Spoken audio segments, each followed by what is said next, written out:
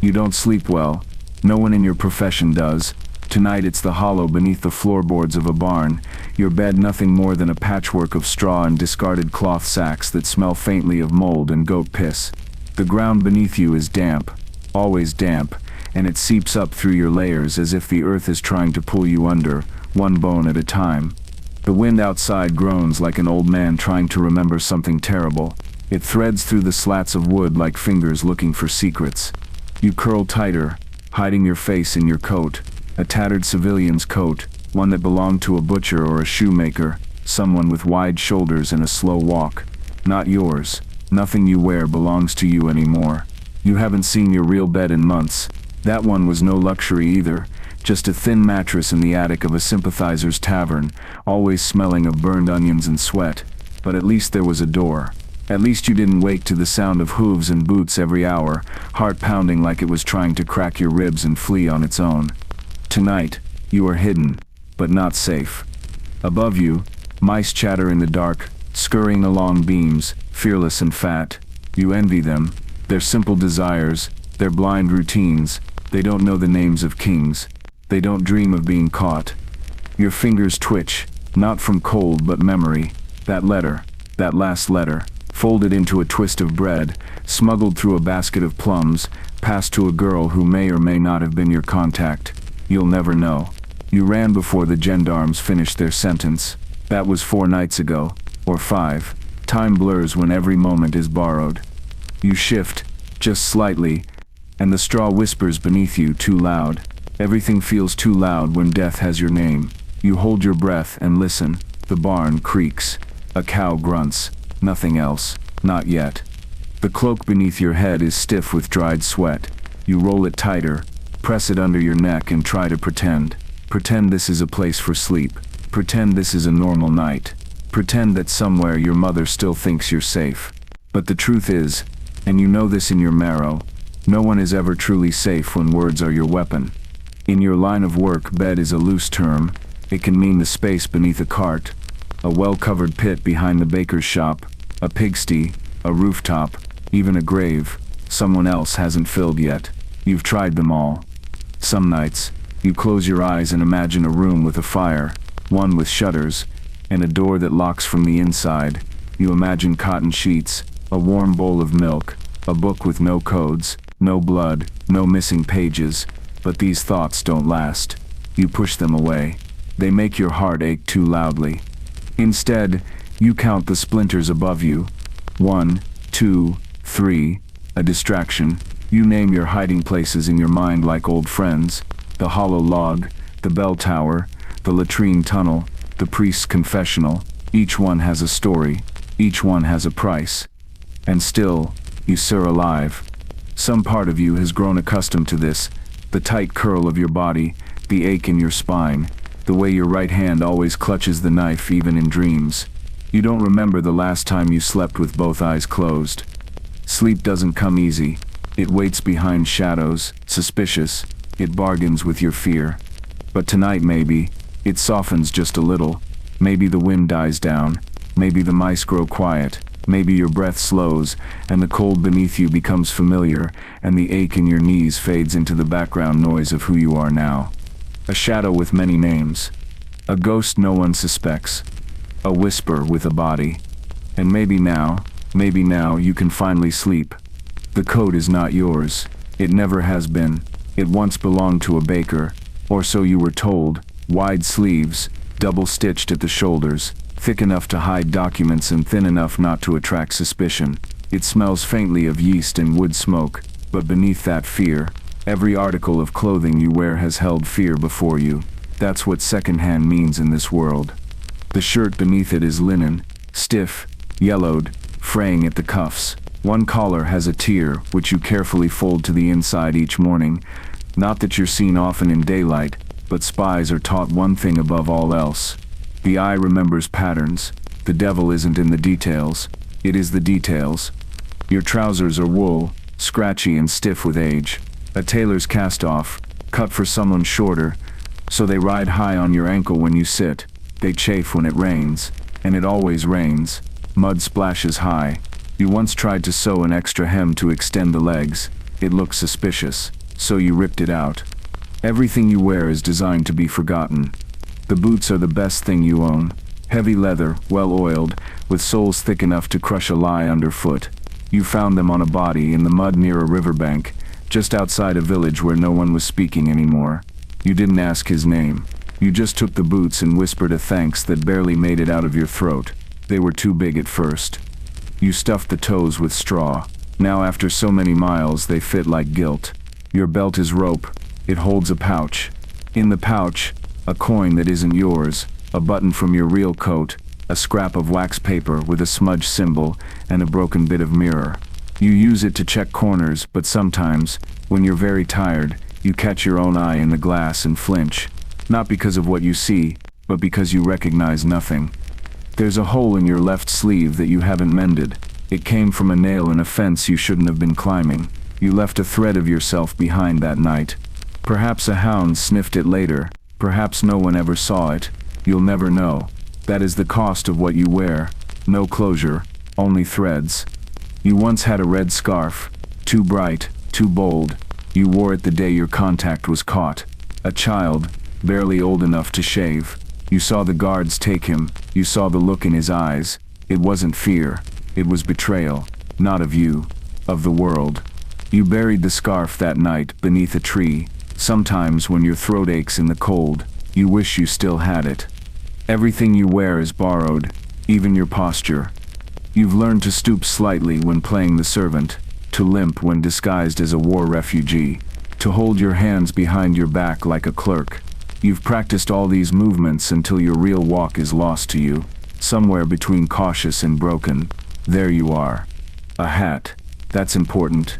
You wear it low, wide-brimmed, with a fold you reshaped to cover your cheek. Your jaw was nearly broken once in an alley, and the bruise never faded completely. You told the healer you fell. He didn't ask questions. The poor never do. You have no jewelry, no ornament. A spy with a ring is a fool. A spy with a brooch is already dead. You stitch coated thread into your hems, blue for safe house, red for abort, green for wait until further notice. If someone were to unravel your coat, they'd find a story sewn in color, but only if they knew the language, only if they knew you existed, and most don't. You are a shadow cast by other people's lights. Some days your shirt is damp for hours after dawn. You sweat from fear more than labor. The fabric clings like regret. And when you finally peel it off at night, if you're lucky enough to hide somewhere with warmth, you see the impressions left behind. Ribs, collarbone, thin lines of muscle that used to be stronger. You were healthy once, before the lies began. Before you became a vessel for dangerous truths. What you wear protects you from weather, from scrutiny, from memory, but it doesn't protect you from yourself. When you strip each night, quietly, slowly, without a fire, you are reminded you are not the person anyone thinks you are. You are not even who you think you are. You are fabric, layered, frayed, and stained with the secrets of better men. And in the dark, when your breath steadies and your eyes adjust to nothing at all, you lie there and imagine what it would feel like to put on something clean, something that fits, something you chose. But that's not the work. That's not the life. You wear what the revolution allows, and the revolution is always cold. Sleep now. You'll need your strength for tomorrow's disguise. You don't wake up. You resurface, like a body pulled from water, heavy, cold, and slow to move. Your limbs don't remember sleep. They remember stillness, a kind of quiet death that visits nightly and leaves its scent behind in your joints. The barn above you is dark, save for a gray strip of pre-dawn slicing through a crack in the wall. The world outside is beginning to turn again, creaking like a rusted gear, and you must move with it, or be crushed beneath. First, the listening. You always begin with silence, not yours, theirs. The farmer's footsteps, the boy with the limp, the neighbor with the rooster that never stops. Patterns, echoes, danger in the wrong kind of stillness. You lie flat, ears open, counting the minutes and breaths. When the air feels safe, and safety is always a feeling, never a fact, you rise. Your back protests. Your knees crack like old floorboards. You move slowly, not from fatigue, but necessity. Spies do not rush. Spies glide. The cloak is stiff with the memory of the night. You shake out the straw, The insects, the dream fragments still clinging to the folds, then the boots, one sock damp. You curse softly and pretend you didn't. You were once devout, or maybe just afraid of being overheard by God. That fear has faded. You don't brush your teeth. There's no brush. You rub a finger along the film on your molars and swallow the bitterness. You chew a sprig of mint you keep in a pouch near your ribs. It tastes like dust now. Everything does. There's a mirror shard in your pocket. You pull it out and peer at your eye. Just one. You never look at your whole face. That's how people go mad. The eye is swollen, a little red. The dust probably, or something worse. You tuck the shard away. No time for vanity, no room for weakness. Your morning wash comes from a puddle behind the barn, shallow and yellowing with algae. You kneel, cup your hands, and splash. It smells like manure and iron. You dry your face with the inside of your coat, the same place you wipe your knife. There's a kind of symmetry to that. You urinate behind a bale of hay. You think of the women you've passed in this work, the ones who had to squat in corners, stay still for longer, risk more. You think of the girl in the green dress who taught you how to signal with a lace ribbon. She was caught. You don't know what happened after. The mind does its own redactions. Breakfast is not a ritual. It's an improvisation. Today it's a crust of bread left in a satchel 3 days too long. You gnaw it like an animal, soaking it with spit until it softens. No water, no cheese, just the chewing and the chewing and the chewing. Your contact was supposed to leave you a note under the third stone on the eastern wall. You check it every morning. Today it's empty. Yesterday too. That might be good. Or it might mean he's dead. You whisper the names of your drop points like prayers. The well, the laundress's basket, the left boot in the tavern's lost and found, the broken shutter on the second floor, each one a place to receive or leave a truth too dangerous for the mouth. You check your pockets. 1 coin, 2 folded slips of parchment, each coated, one sewn into the lining of your sleeve, the other tucked inside a dried fig. You pat the fig like a child, then tuck it back against your chest. You adjust your hat, low and crooked. That's the mark today. It tells your next contact that you are active, that you have something to give. If you wear it straight, they ignore you. If you wear no hat at all, it means you're compromised, or dead. Before you leave, you kneel in the straw and press your palm to the dirt. It's a habit, nothing more. No one taught it to you. You just started doing it, like the way you hum a little before crossing thresholds, or the way you check for exits before you greet anyone, even a priest. You feel the ground. It feels nothing. The world is not waiting for you to succeed. You stand, and then, like every cursed morning before this one, you step back into the open air with a face that is not yours, a posture borrowed from peasants, and a message hidden in the folds of your breath. You are not a hero. You are not a soldier. You are a shadow with boots, moving through a country that would kill you if it knew what you carried. The chickens cluck, a dog barks, a man coughs on the road nearby, and you walk into it all, carefully, slowly, invisibly, just another part of the morning. And maybe, just maybe, no one notices. And maybe, tonight, you'll find a new place to rest, one with fewer rats, one where you can close your eyes without clenching your fists. But for now, the morning is here, and your life, if you can call it that, must begin again. There is no privacy. That's the first truth you learn when you become a spy. Not in the obvious ways, not in letters or names or birthplaces. No, the real invasion happens in the smallest, most undignified rituals, like this one. Toilet time. You scout the area first, not for cleanliness, for exits. You choose a cluster of trees, low and thorned, near a ditch with just enough cover to crouch without casting too bold a shadow. You've used this spot before. The flies remember you, they welcome you back. The ground is uneven, soft from rain, and reeks faintly of manure. There's always manure. Sometimes it's from animals, sometimes not. You've stopped asking questions like that. You lower your trousers, slowly, carefully. Every sound matters. A snapped twig is a warning. A rustled leaf is a clue. The back of your legs feel the bite of the cold earth and your thighs tremble from holding the position. There's no grace here. There's no seat, no door, no paper. Just the wind and your shame. You try to hurry, but the body isn't always cooperative. Stress knots the belly. Nerves tighten things that should be loose. You wince. You whisper a curse. Then you laugh. Softly, bitterly. Because this is what it comes to, doesn't it? You're risking your life for a message wrapped in waxed linen, and here you are squatting in the mud, hoping no one sees your bare ass before the king's men hang you. You use a handful of leaves. You know which ones are safe. You learn that after your first mistake, a rash that lasted days itching like betrayal. Now you test by touch, by scent. Everything has become a code. There is a tin flask in your coat, filled not with water, but with vinegar. You sprinkle a few drops on your hands after wiping. It stings. It always stings, but you'd rather the sting than the sickness. Dysentery is worse than a knife, and quieter. It kills in a whisper. When you finish, you bury the waste with a flat rock you keep in your satchel. It's the only thing you've carried longer than your knife. The spy's trowel, not glamorous, but necessary. You learned that lesson too. Once left a mess uncovered and led a hound straight to your trail. Had to slit the dog's throat. Still dream about it. You wash your hands in the ditch. The water is slick with algae, but better than nothing. You dry them on your shirt. Always the shirt. That's why it smells. That's why it stains.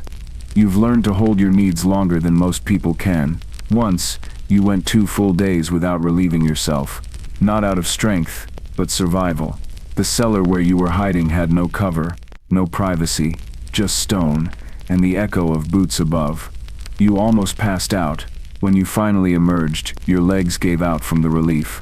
You cried, not because it hurt, but because you felt human again, if only for a moment. Your greatest fear is not being caught with a letter. It sets being caught mid-squat. Imagine the indignity. A musket to your back, your trousers tangled around your knees, no defense, no final words. Just a stink, a stain in silence. You think about that often. Today you get lucky. No footsteps, no dogs, no coughing guards, just the birds pretending not to watch. You stand, stiff and sore, and tie your belt again. It's too loose now. You've been losing weight. The hunger isn't always sharp. Sometimes it's just a fog that dulls your movements and slows your thoughts. You can't afford that. A slow spy is a dead one. You walk away from the spot without looking back. That's a rule you made for yourself. Leave nothing behind. Not even a glance. It's how ghosts behave. And you are half ghost now, aren't you? Your boots squelch in the mud. You adjust your coat. You re-enter the world. Another dirty secret left behind. Another part of yourself discarded like waste. And maybe, just maybe, tonight you'll find a place with a bucket. Maybe even behind a door. You almost smile at the thought. But smiling is risky. It makes people wonder what you know. So instead you walk. Head low. Breath steady. And the world forgets what you just did. That seps the point. That fecks the skill. That sips the job. Rest now, at least until the next urgent need rises. It's not a meal, it's an act of defiance. Each time you eat, you tell your body, not yet.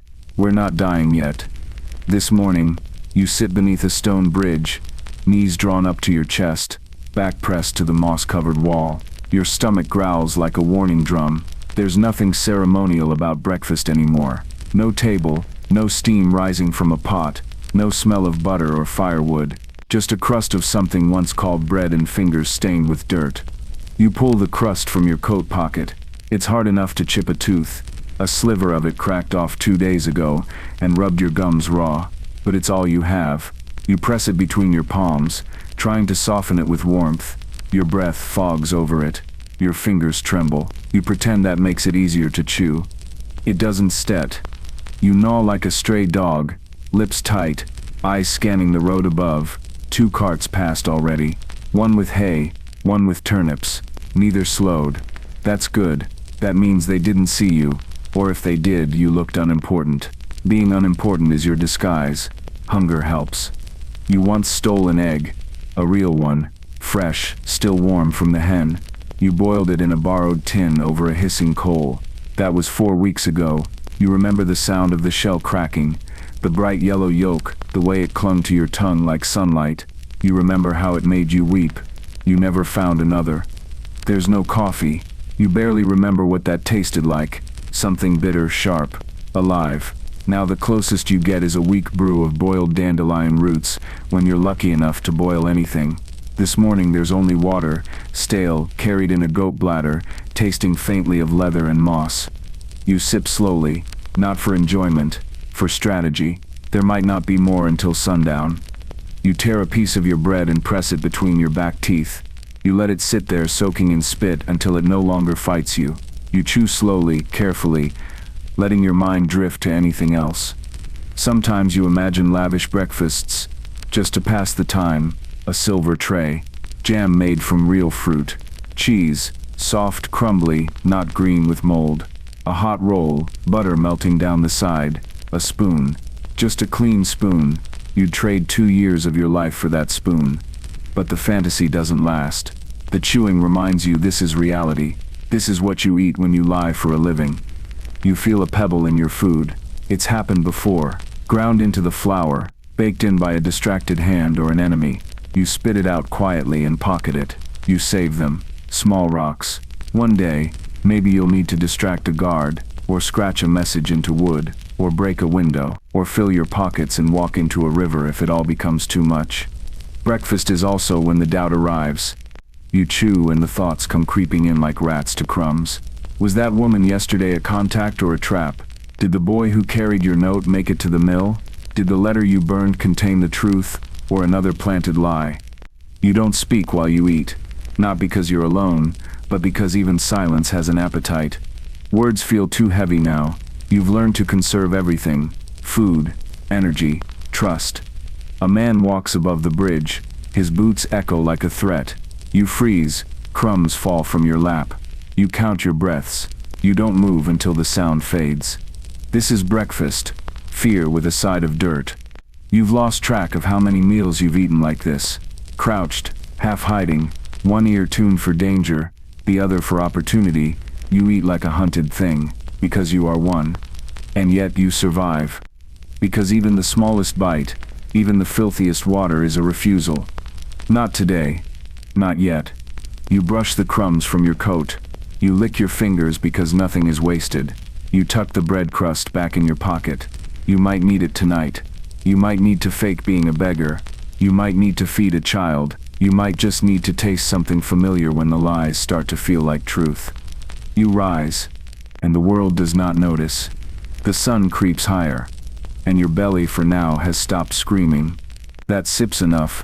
That sep's breakfast. And now quietly, invisibly, you walk back into the lie. It changes every day. That sit's the only constant. Some mornings you're a stable hand, sleeves rolled, manure thick in the grooves of your nails, pitchfork in hand, pretending you know the names of horses you've never met. You nod to the farmer. You grunt the way his real boy does. You don't speak much, not just because it's safer, but because you've forgotten what your own voice sounds like when it isn't wearing someone else's skin. Other days, you're a baker's cousin, passing through. You carry sacks, sweep floors, pour thin coffee for customers. You smile just enough, but never too much.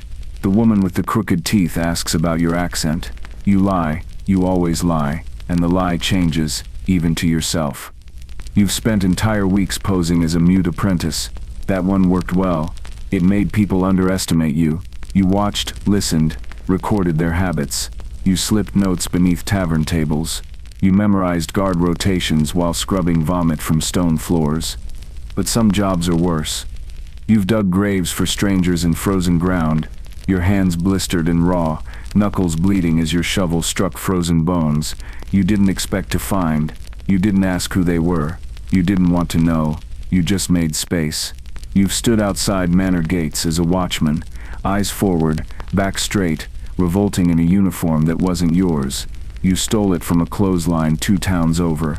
It smelled of lavender and power. You spat in the boots before you wore them. Some jobs you do for cover. Some you do to survive. But the worst ones, the ones that stain your ribs and stick behind your tongue, are the ones where you pass along names, or witness betrayal, or light a fuse and walk away while children still play in the shadow of the barn. You sieve poisoned wells. You've redirected grain shipments meant for starving families, just to cripple a loyalist region. You've forged letters that led men into ambushes.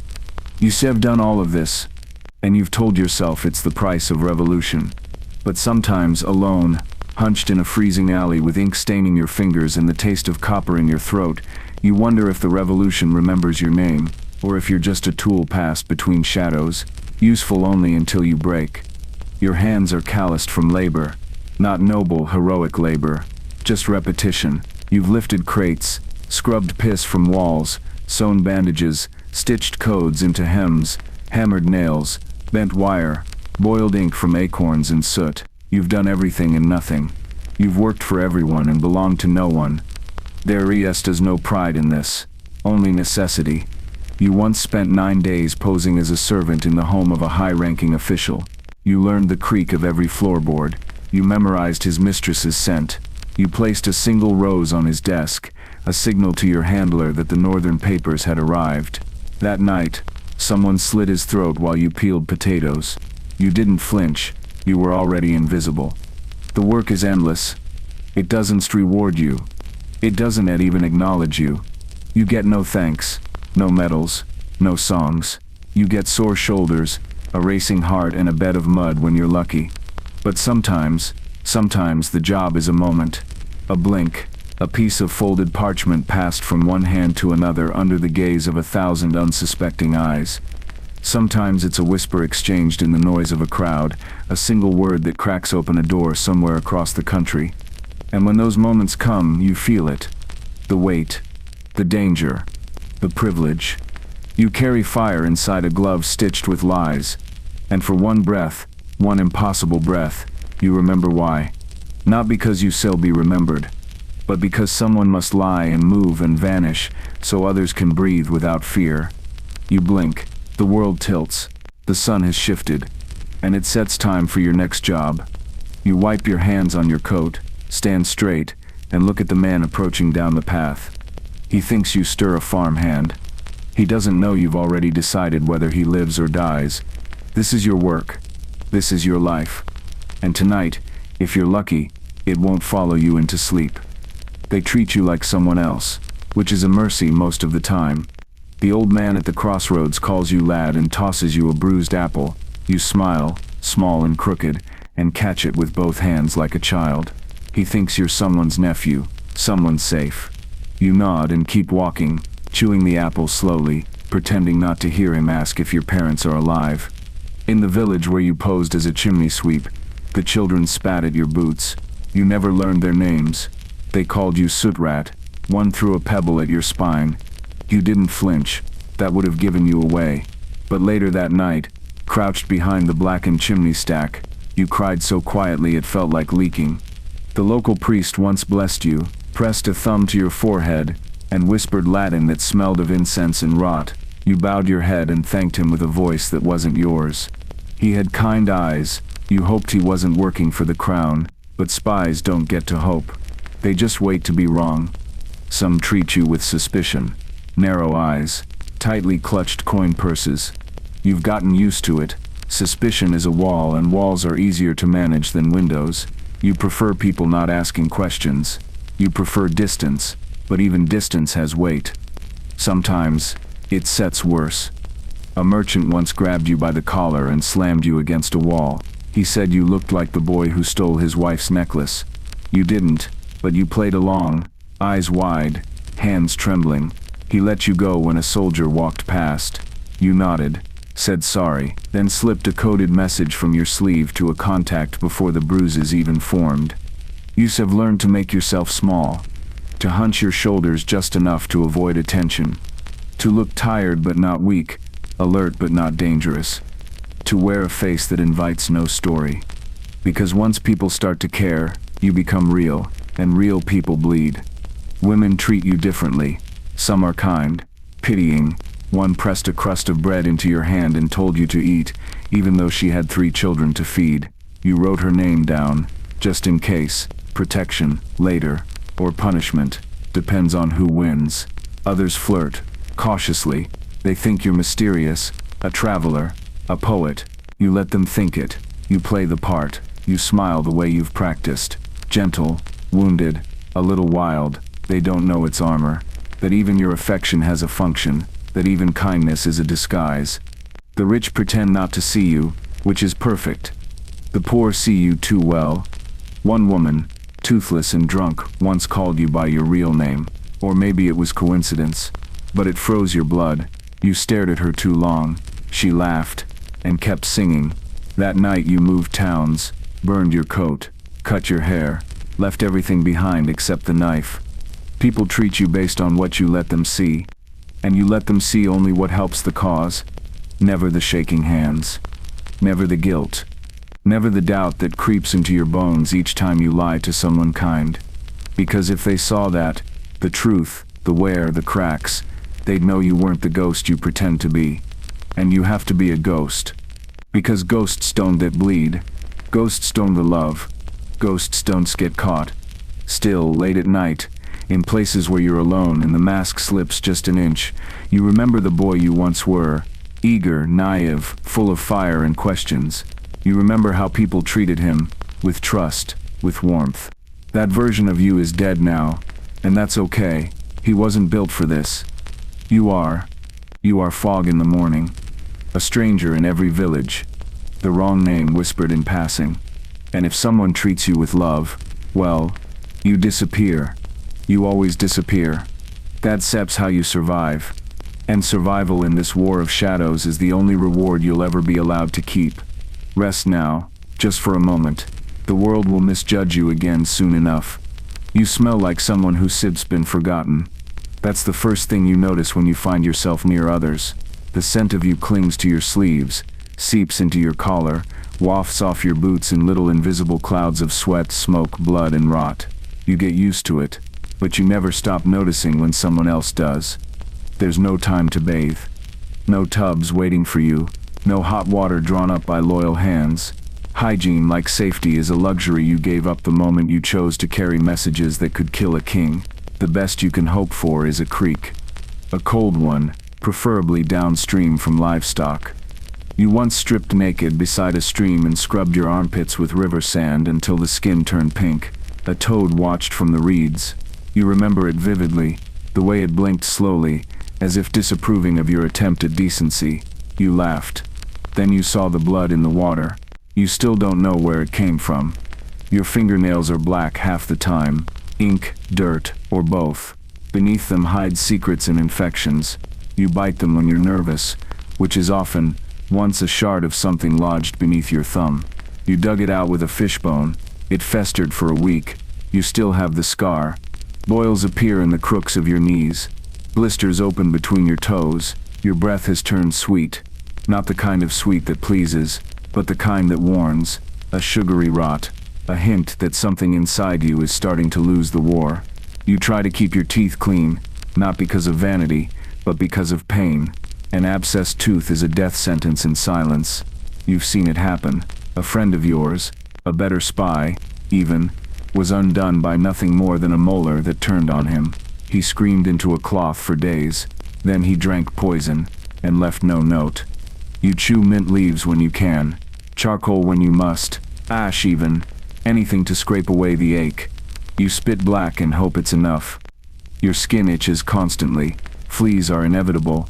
Lice too. You burn the seams of your clothing when you can. The scent of scorched wool follows you like a curse. But it's better than the crawling. You once picked a tick from your thigh and crushed it between two coins. It popped like a grape. There's a woman, a healer of sorts, in a village 2 valleys over who gives you soap when she sees you. You don't speak. You just trade dried roots or a feather from a rare bird you found once. She knows not to ask who you are. Her soap smells of lavender and lies. Illness doesn't wait for invitations. It finds you in your weakest hours. Fever crawls into your spine. Coughs settle in your lungs like mold. You sweat through nights with your jaw clenched and your blade unsheathed, as if you could stab the sickness out. But it stays. It lingers. You once hallucinated for 2 days, or 3. Time bends when you're alone and burning. You remember voices. One of them sounded like your mother. The other told you to bury your messages in your own flesh. You woke up in a pigsty with dried blood on your fingertips. No one ever told you what happened. There are herbs, poultices, things you have learned to chew, boil, smear across your ribs. None of them are cures. Just delays. That's all this life is. A series of delays. Death knocking, you replying, "Not yet, not now, not this morning." You avoid people with rashes, with swollen eyes, with sudden coughs, but you also avoid those who look too clean. They don't belong in your world, and if they see you too closely, they might ask questions, and questions are the first symptom of betrayal. You once watched a boy die of something in the lungs. He turned blue by morning. His sister screamed until they took her away. You kept walking. The message in your pocket was more important. You never forgave yourself. You never stopped walking. Disease is not a risk. It's a companion. A shadow curled inside your chest. A reminder that even if the soldiers don't catch you, your own body might. And yet you endure. You wear your filth like armor. You wrap your scent in old rags and disappear into crowds. You flinch when someone touches you, not from fear of being exposed, but from the shame of how you must smell, feel, exist. You are a ghost wrapped in rot. A secret carried in sores. A body that hasn't known a bath in months but still moves, still hides, still whispers. And tonight, if the stars align, you might find a basin. Just a bowl of lukewarm water. Enough to wash your face. Enough to feel human again, even if just for a moment. And then, as always, you will vanish. Sleep now. The fever's not burning yet, but it will. Let your bones rest before they start to shake again. You've memorized the sound of boots on cobblestone, the rhythm of authority, the pause before a blow. Not because you were taught, but because you have run from it, watched it, endured it. You know the law here, though it changes, depending on who's holding the whip. One day, speaking against the crown earns a fine, the next it earns a rope, and not a clean drop either. Not the neck-snapping mercy of a gallows built by professionals. No, this land prefers the spectacle. Trees, ladders, horses, slow suffocation beneath the cheers of men who've never questioned anything in their lives. You once saw a man's ears nailed to a wall. He was a baker, said the wrong name to the wrong person. The guards wanted to make a point. They pulled the nails out at sunset. He didn't scream until they let go. You pretended not to look. You took the back alley and delivered your message anyway. Because fear doesn't excuse failure. You were whipped once. Not for spying, for stealing a potato. You weren't even hungry. You just needed an excuse to get close to the magistrate's cart. There was a letter in the lining, a single phrase scrawled in lemon juice. You memorized it while they tied your hands and dragged your shirt up. The lash left 4 marks across your back. The word left a scar deeper than any of them: betrayal. You wear that scar like a tattoo no one can see. You have seen worse punishments. A boy had his hand crushed in an iron vise for forging false coins. He wasn't part of your circle, but you knew his cousin. You watched him afterward, that one dangling hand, useless now, trembling as he tried to tie his boot with his teeth. You offered to help. He spat in your face. Later you passed him a name. A guard, loyal to the crown, too proud for his own good.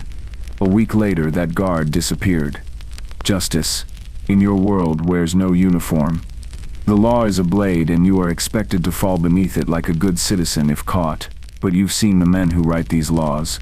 Fat, trembling with privilege, mouthing prayers with one hand and lifting skirts with the other. You serve a deeper law, one carved into silence and stitched into hidden hems. A law of survival, of resistance. Still, punishment finds you. It finds you in ways they don't set right about. You pay in sleep. In fingernails chewed down until they bleed. In lies told to people who loved you before you stopped being lovable. You broke a child's toy once. On purpose. A wooden horse. Inside was a note meant for an informant. The child cried. You apologized. You meant it. You still destroyed it. That's punishment too. When you have to hurt the innocent, to protect the invisible. You live by rules. Others can imagine. Speak only when spoken to. Carry nothing you can't eat, burn, or swallow. Never sleep twice in the same place. Never trust anyone who smells like lavender. The aristocracy loves its perfume.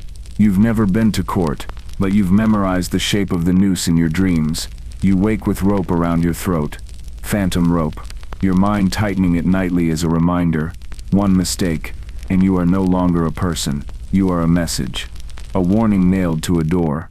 You've burned forged documents in a latrine pit. You've buried knives in the mud. You've sewn silver coins into the lining of your cloak, just in case you need to bribe a guard who might want your life more than your money. And still, it may not be enough. Because punishment doesn't care about your reasons. The law doesn't care about your mission. If you're caught, they'll invent new crimes just to justify the beating. They'll parade you through the streets like a cautionary tale. And no one will admit they ever knew your name. But for now, you're free. Or as free as someone like you can be. You sit on a stone wall, chewing a dried fig, watching a patrol pass. You are unimportant again. And that means you've won today's battle. Breathe slowly. Let your shoulders settle. No shackles, no lashes, no gallows tonight. Sleep, if you can. The law is quiet for now, but it listens in dreams.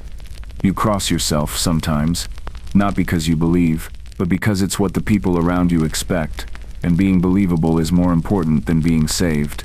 The motions come easy. Head, chest, shoulder, shoulder. You don't whisper the prayers anymore. Not because you've forgotten them. You haven't. They echo, unbidden, every time a blade is drawn too close or a door takes too long to open. But you've learned to keep the words behind your teeth, where they don't betray you. You've knelt in churches that reeked of mildew and incense, pretending to mourn a mother you never had. You've dipped your fingers in holy water to signal to a contact behind the altar. You've kissed relics while hiding coded slips beneath the folds of your cuff. Faith is useful. Sacred spaces still offer shadows, and shadows are all you have. But alone in the quiet places where no one watches, you pray differently. You don't ask for forgiveness. You know better. You ask for still hands, for steady feet, for one more lie to land without consequence. You ask that the man who saw you yesterday, the one with the limp and the hard eyes, forgets your face, that the woman you passed your letter to doesn't open it too early, that the bridge doesn't collapse, that the fever doesn't return, that the man you love never learns your name. Because names are dangerous, and you've carried too many of them. There are saints people speak of in whispers, Saint Elmo who guards sailors, Saint Jude who watches over lost causes. You wonder if there's a patron saint for liars, or maybe just for those who lie to survive. The candles in chapels flicker like guilt. You once left a coin, not because you had extra, but because you'd stolen bread from a widow's basket, and the shame was clawing at your ribs. You whispered, "For her, not me." Then you ran. Superstition follows you like a shadow, heavier even than your coat. You knock on wood when someone mentions betrayal. You spit over your left shoulder when crows appear. You sleep with a thread of red cloth around your wrist on nights you carry important messages. A habit taught to you by a Romani woman who never told you her name but saved your life with a single glance. You've tied a dead man's coin to your belt. You found it under his tongue. He was a courier, like you. His eyes were still open. You don't know if he believed in anything, but you carry the coin just the same, for luck, for memory, for warning. You've walked past gallows and whispered, "That won't be me," not as a promise, but as a plea. You've seen witches burned for less than what you've done. A woman who brewed tea for the wrong man. A child who dreamed too vividly. A midwife who used herbs to ease pain and was accused of stealing souls. You carry a tincture in your boot made from the same herbs. You say nothing. In this land, superstition is law, and religion is often its disguise.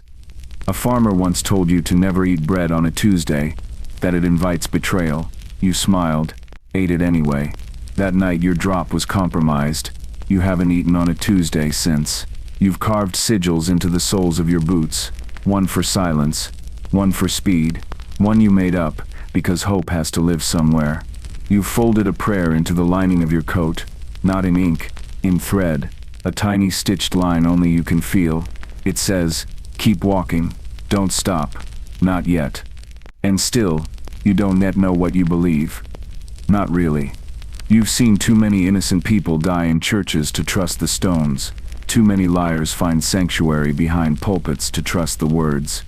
But late at night, when the wind howls through the rafters and your belly is empty and your breath fogs against the cold, you sometimes find yourself whispering the old verses.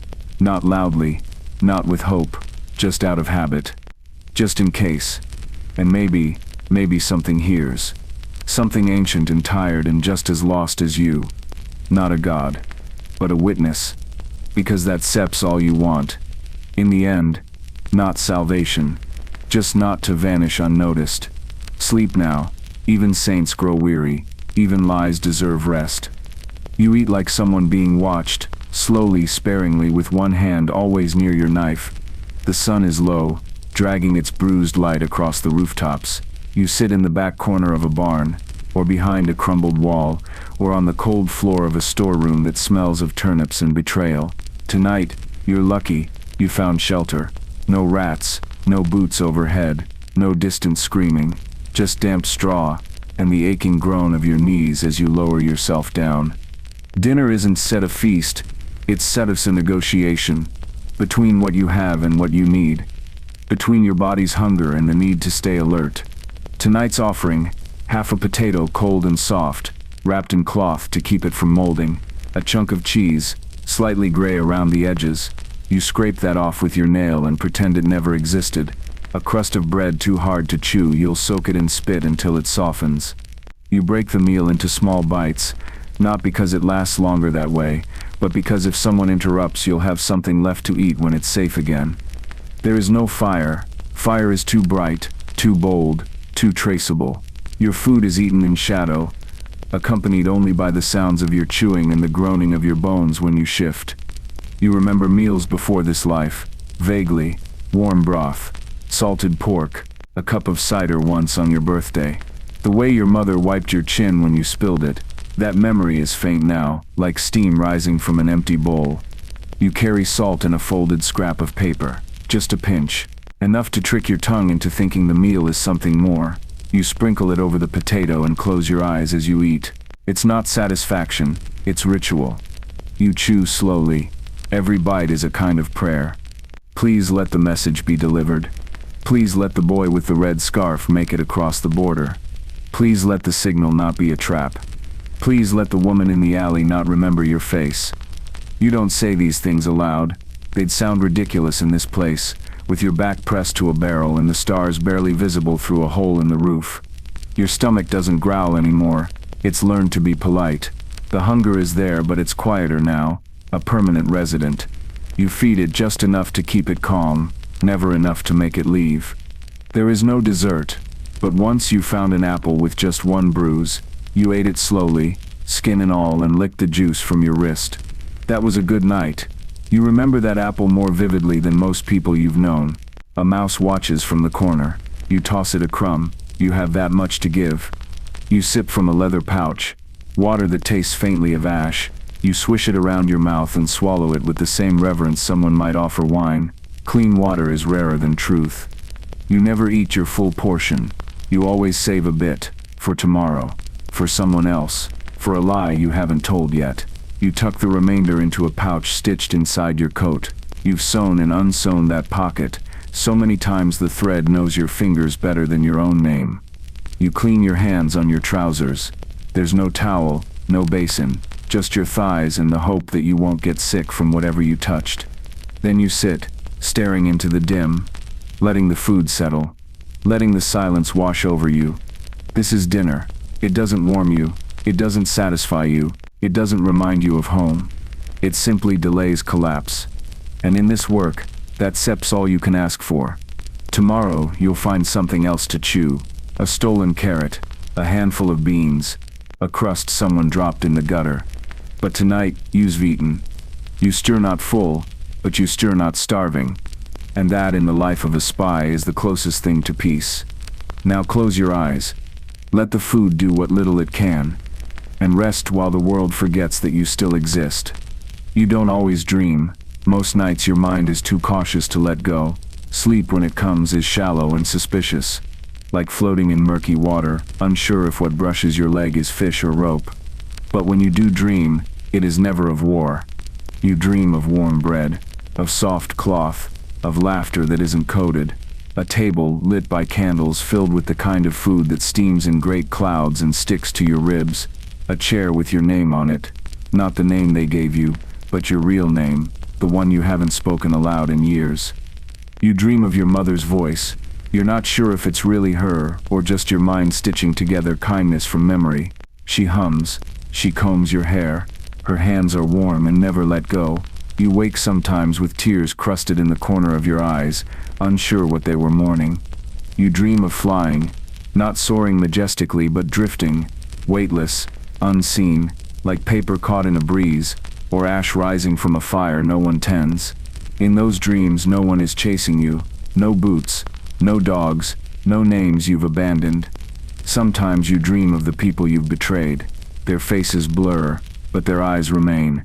Eyes that ask questions, eyes that accuse. You try to explain, about the cause, about the orders, about necessity, but your mouth won't open. You stand there mute, as their mouths disappear, and their shadows stretch. You dream of safer places, a cottage, a field, a quiet room with a locked door and no peephole. You sit beside a fire that smells like pine and wool, and for a moment you forget you're supposed to run. In the dream you let yourself breathe fully, deeply, and then you wake, gasping because it felt too real. You dream of death, but not always as an ending. Once you walked through a dream in which you'd been hanged. You saw your own feet swinging above you, casting a shadow that spread like ink. But you weren't afraid. You were relieved. You reached out to steady the body to thank it. It looked like peace. Other nights, you return to the house you grew up in. The roof leaks. The door creaks. You count the floorboards. You try to find the gap where you hid your toys. You remember a window that faced the garden. It's gone now, bricked over. You wake wondering if it ever existed. The worst dreams are the ones that feel real for too long. You walk through a crowd.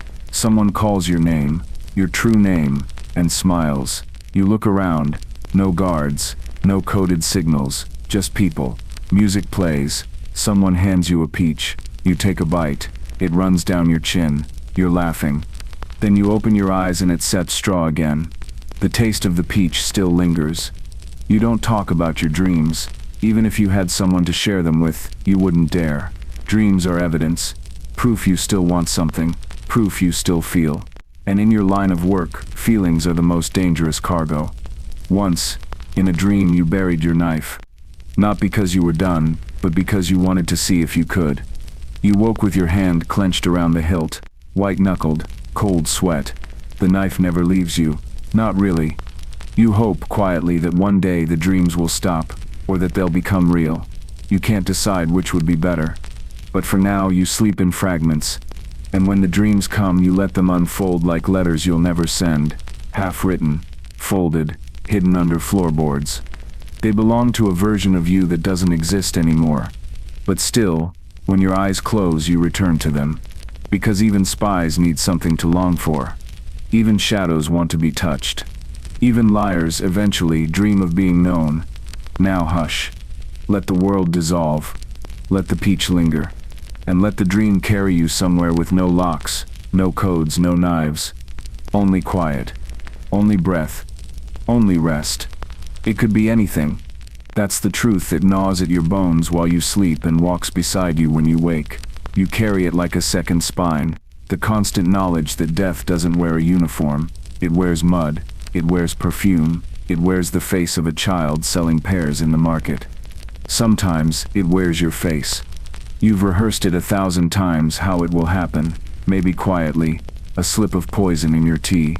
The kind that works slow, numbs the fingertips, dulls the breath, makes you think you're just tired. You'd lie down in the wrong alley, in the wrong shadow, and never get up. Or maybe it'll be louder.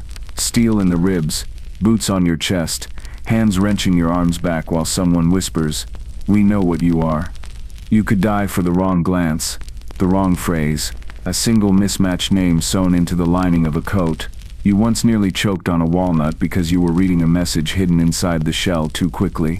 If you'd coughed louder, the whole tavern would have turned to look. If you'd turned blue, they'd have cut you open just to see what other secrets you were hiding. A horse could trample you. A fever could boil you from the inside out. A single rat bite could fester into something slow and mean. But those aren't the things that truly scare you. What scares you is the ordinary. A child who asks too many questions. A guard who recognizes the gait of your walk. A letter that never arrives. a contact who smiles too long. You've seen others fall, smart ones, careful ones. One man dropped a note during a storm. The wind carried it into the wrong doorway. He was found the next morning with his tongue nailed to his chest. The message was still damp in his pocket. You read it, it said, tomorrow at dusk. That was all. Another time, a girl you trained with, clever, soft-spoken eyes like river stones. She tripped on a cobblestone while passing a coin with a symbol etched in the rim. That stumble made the man suspicious. She was gone by morning. You never found her body.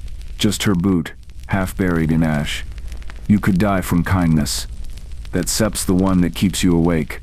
Someone takes you in, offers soup, a fire, a name you don't have to fake. You lower your guard.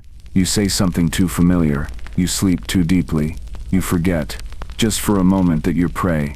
And when you wake, the noose is already waiting. But perhaps the worst death is the quiet one. Not being caught. Not being killed. But forgotten. You die in a barn, or a ditch, or a cellar with no windows. Your messages rot in your coat. Your face becomes just another stranger's in an overgrown village memory. No one burns a candle for you. No one says your name. The revolution wins, or doesn't, and your bones don't change a thing. You once asked yourself if this life was worth that kind of death. You never answered, because to ask is dangerous. To answer is fatal. And so you go on. Every knock at a door is a gamble. Every bite of food could be laced. Every safe house could be a trap. Even your dreams might be working against you. You whisper your own eulogy sometimes, just to keep it ready, just in case. You tell yourself it will be quick, that they won't laugh while they do it, that you'll at least keep the secret, that they won't get what they came for. But there's no honor in guessing. Death in this trade is not an ending.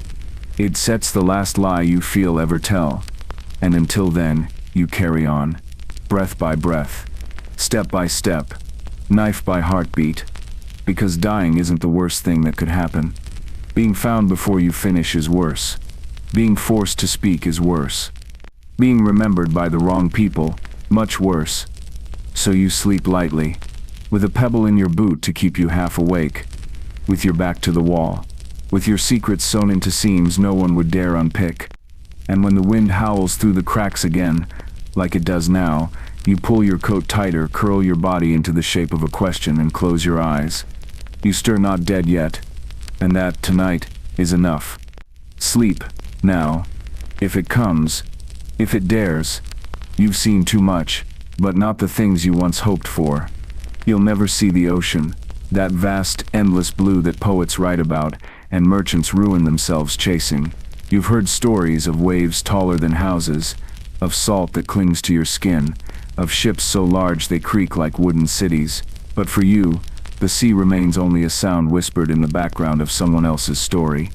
You'll never see the capital, not from within, not as a citizen. You once passed it in the dark, just a silhouette of domes and towers rising against a bruised horizon. You didn't dare get closer, not with what you carried in your coat, not with your face on someone's list. You stood on a hill and watched the smoke curl into the sky and told yourself it was just another city. But it wasn't. It was power, and it wasn't for you. You'll never see the woman who used to wait for you. Not really. You saw her once, weeks ago, from a distance. Her shawl, her stride, the tilt of her head as she crossed a market square. You didn't approach. You couldn't. You watched her speak to a boy selling pears and then vanish behind a cart. That's all. Just that. A fragment. And now you carry it like a keepsake you'll never touch again. You'll never see your reflection clearly again. Not because there aren't mirrors. There are shards and puddles and polished brass, but because what looks back at you now isn't you. Not really. The eyes are wrong. The jaw too tight. The smile too rehearsed. You've worn too many names. And somewhere along the way you forgot which one was yours. You'll never see a clean death. Not for yourself. Not for those like you. You'll see sudden ones, knife points, coughing blood, boots on throats. You'll see deaths that stain the floor and linger in your nose for days, but not clean ones. Not the kind where someone holds your hand and says your name and lets you go. Those deaths belong to farmers, to lovers, to the lucky. You'll never see the inside of a school again. You used to sit at the back, fingers ink-stained, heart open. You dreamed of maps and books and long wooden tables. Now your hands know codes better than poetry, and you read only what can be burned. You still never see peace. Not the kind sung about in taverns, not the kind written into treaties, not the kind carved into monuments years after the blood has dried. Your peace will be in moments, fleeting, stolen, a warm crust of bread, a fire that crackles without drawing notice, the sound of birds once, at dawn. You still never see what the revolution becomes. You won't see it win, or lose, or settle. If it succeeds, your name will be omitted. If it fails, your body won't be found. Either way, you vanish. Either way, someone else writes the ending. You'll never see your father again. If he still lives, you never told him goodbye. That was the price of secrecy. You walked out one morning under the pretense of errands, and never returned. You wonder sometimes if he waited at the door, if he ever stopped. You'll never see forgiveness. You told yourself this life was noble. You believed in the cause. You still do, mostly. But there are stains on your soul you don't speak of. Choices made, lives redirected, hands not held. You don't expect forgiveness. You wouldn't believe it if it came. You'll never see comfort. Not in the way others do. Not in down pillows or steady pay or someone brushing the hair from your forehead. Your comfort comes in silence. In not being found. In a message safely delivered. In one more night survived. And yet, you keep going. You walk roads that don't remember you. You speak names that aren't set yours. You sleep in rooms that aren't set homes. You live a life built entirely on the things you'll never see. But tonight, in this moment, with your coat wrapped tight and the wind dying down and the moon peeking through broken rafters, you let yourself imagine just one thing. A field. No walls. No footsteps. No shadows. Just you. Breathing. Free. And though you know you'll never see it, not truly, you close your eyes and hold the image close, like a letter never sent. And maybe for now that's enough. Sleep. Shadow. While the world forgets the things you almost saw, you tell yourself it will be something, a name whispered with reverence, a mark carved into a hidden stone, a code passed down through hands that never knew your face. But deep down, you suspect otherwise. You suspect you shall leave behind a stain, a shadow in a ledger, a scorch mark on a map, a question that no one ever fully answers. You weren't built for legacy, you were built for vanishing. When the revolution ends, however it ends, no one will recount your deeds in public squares. There won't set be songs, there won't set be statues, there won't set be grandchildren pointing to a faded portrait and saying, that one helped change the world. There won't set be a portrait.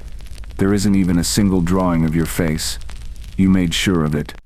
What you leave behind is traces, not footprints but dust stirred by movement, letters with no signature, symbols carved into the undersides of furniture, disguises buried in the woods, names changed so many times they dissolve into nothing.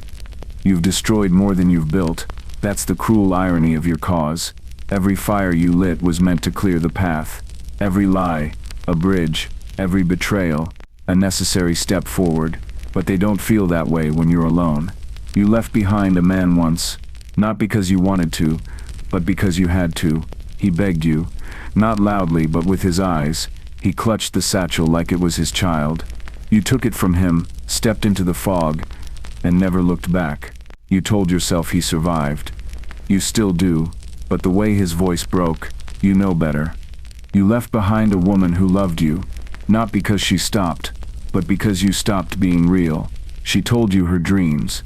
You nodded. You kissed her. Then one night you whispered a fake name in your sleep and she never touched you again. You didn't argue. You left behind a map, folded 12 times, sealed with wax, buried under a crooked stone near a willow tree. No one's dug it up yet. You check every spring. Maybe it's waiting for someone better than you. You left behind a brother. Not by choice. Not in death. Just in silence. You never told him where you were going, what you became, whether you were still breathing. He might think you're a traitor. He might pray for you. Either way, he's praying to the wrong name. You leave behind clothes in rivers, Coats in alleyways, lives layered like old wallpaper. Each identity peeled off, curled at the edges, exposed. You used to collect them like armor. Now they feel like dust. Sometimes you dream of leaving behind a seed. A single child, a future. Someone to inherit the ache and turn it into something gentler. But that SEP's not your story. There's just no place for a child in the mouth of war.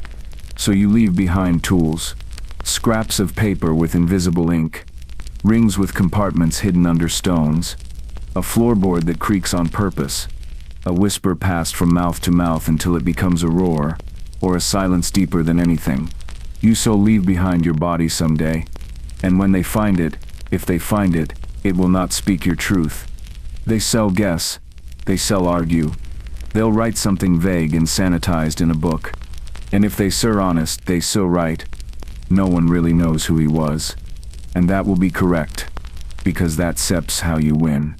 By disappearing. But just once, you hope someone will feel something stir inside them as they pass through a town you once crossed, sit on a bench where you left a letter, or step into a house that remembers the weight of your boots. And they still feel it. The echo. The breath. The faint pulse of a life lived in silence and smoke. They once said know your name, but they still know someone was there. And for you, for what you have given up, that will be enough. Close your eyes now. Their sins, nothing more to leave behind tonight. Only breath. Only sleep. Only the softest kind of vanishing. You have done all that you can. The message was delivered, or lost, or intercepted. You'll never know. You never do. That's the nature of the work. You tie the thread, but you don't get to see where it leads.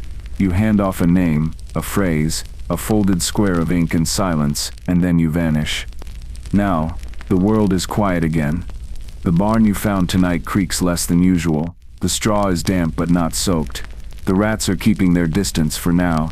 You stretch your legs for the first time in hours, and your knees groan like doors trying to forget what they've seen. The moon peeks through a hole in the roof. The cold slips beneath your coat like an old friend.